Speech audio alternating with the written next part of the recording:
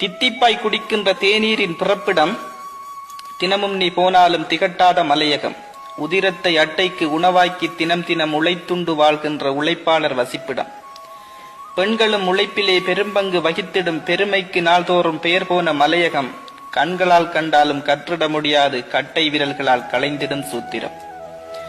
இலங்கைக்கு அழகூட்டும் எழிலான ஓரிடம், ஏற்றமும் இறக்கமும் இளையோடும் தாயகம், கூடையில் எறிந்திடும் கொழுந்தினை போல்மனம், பாடியே தினம் தினம் வாழ்ந்திடும் ஓரினம்.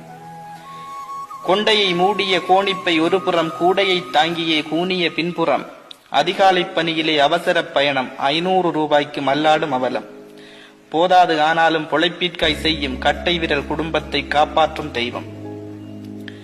இந்த உழைப்பாளி கைப்பட்டு உருவான சாயம் உலகத்தில் சில பேரின் உதிரத்தில் பாயும், அந்த சில பேரில் ஒருத்தனாய் சிறியவன் நானும் சேர்கின்றேன் என்றது என் சிந்தையின் ஞானம்.